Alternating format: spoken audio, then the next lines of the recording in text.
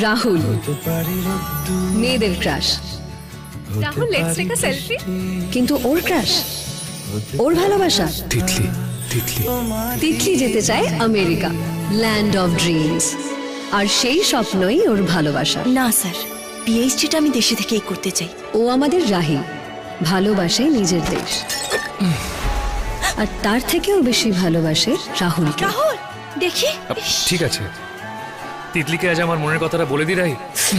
রাহুল জানেও না সেই ভালোবাসা কতখানি গভীর। বোন যদি না বলে দেয় তাহলে সহ্য করতে পারবে তো? পারবো।